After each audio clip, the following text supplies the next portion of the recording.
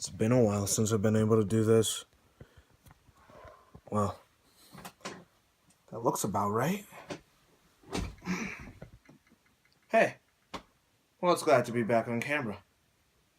Yeah, so for this series, I'm actually going to be on camera for once, because I need to work on my stage presence anyway. So, yeah, this is me. And don't worry, this will keep on changing, and this will keep on changing. Also, my lighting will keep on changing, and my room will constantly look different, so don't expect a consistent background. Just like the good old days. Watch some of my old reviews from Anime Reflection if you really want to see what I mean. I don't even know if this camera angle is right, but hey, I'll fix it the next time I do a video if it's actually that bad.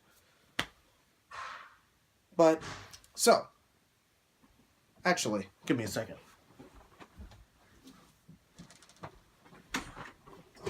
You need to close the door.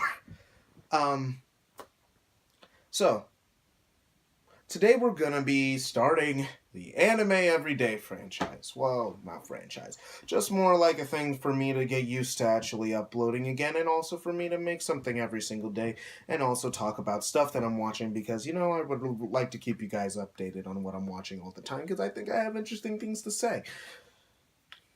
So, first we're going to actually start off with actually my second favorite show of last year, Mahoujin GuruGuru. Yeah, sorry to spoil my my list. But yeah, it's my second favorite show of last year. Why? It was just because it was funny. It was not just because it was funny. That's dumb. That's a dumb critique. Oh, it was funny, so that's why it was good, because I like the funnies. No, that's not the only reason. But it was because of how it was plotted. Not only do I find it impressive technically, because it was actually really well animated, and it just blew me away. It actually touched me.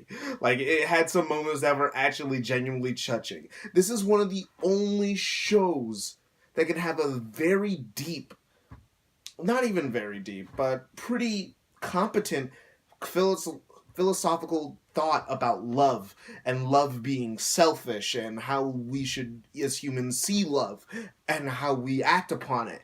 And then the next scene can be a rap battle and some fart jokes, and then go back to that. It's great. I love the main character. I love how shitty he is. I love how he is not a great person. He has his issues. I love that. I love that part of his thing. Like, the whole joke when they go off training, where Kukuri is off training somewhere, and he's supposed to be training for the sword, but then he ends up going to basically a strip club and just spends all their money there. And he's just totally good with that. And it's amazing. I love it. I love that joke. I guess I should explain the plot for those who haven't seen Mahoujin GuruGuru. Mahoujin GuruGuru is a show, well, it's a parody of old fantasy RPGs, really. It's, yeah, just a parody of old fantasy RPGs. You know how they go. Evil Lord comes back, hero gets chosen, meets some companions, goes on his way. But here it makes fun of that, which isn't the first time this has happened. Konosuba did that excellently. But it made more fun of modern RPGs, more MMOs, and the isekai genre that is a part of. This is an actual fantasy show where they're actually in a fantasy world. Yeah, they have the game aspects, but hey, it doesn't matter. It's not an isekai. It's just a parody of old RPGs. And it does so well. As someone who doesn't play them, and also who isn't really a big fan of fantasy in general, I can still enjoy this show for what it does. And I can still enjoy how it makes fun of these things.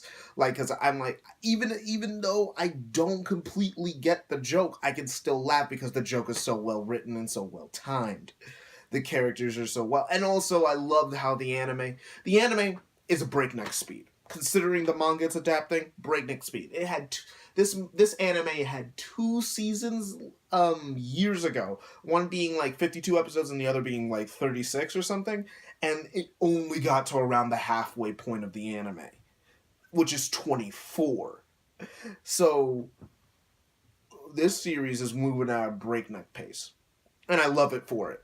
Because it even starts making fun of itself for how much it's skipping. Like, well, this kind of happens, and it's kind of boring. Wouldn't really be that fun to animate anyway. So, we'll just skip it.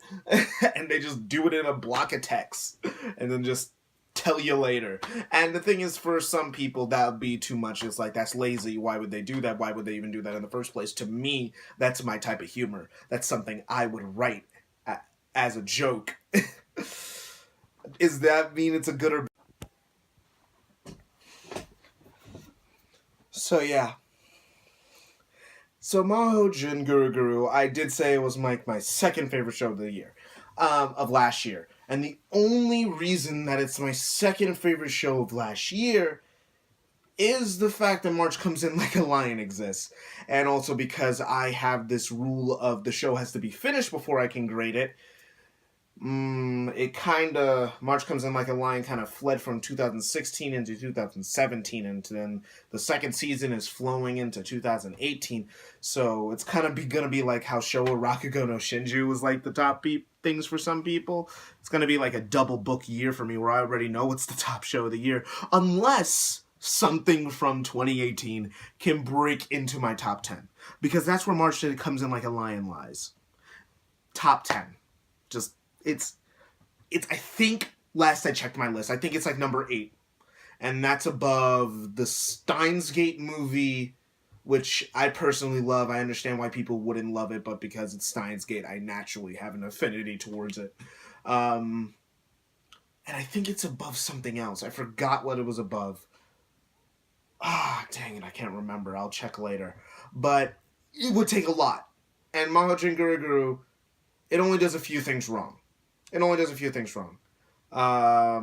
only has too many fart and poop jokes, and that's my least favorite type of humor. And then there's the old man, has this whole dance thing. Kind of annoying, but kind of funny, depending on the situation. Sometimes it just gets ridiculous, like, oh, God dang it, the old man, why are you here? And which is great. I love that. And that's where I stand with Mahoujin GuruGuru. But my problem with it, not only my problem with the show, I just hate that it's super unpopular because of its art style. It looks like a little kid's show, so it gained no traction. So no matter who talks about it, it will never gain the traction that it should. Even though that if people actually watched the damn show, they would actually enjoy it a lot. So that's why I'm here. I gotta tell someone to watch it. If I could get at least one person to watch it, just like how, what's his name? It's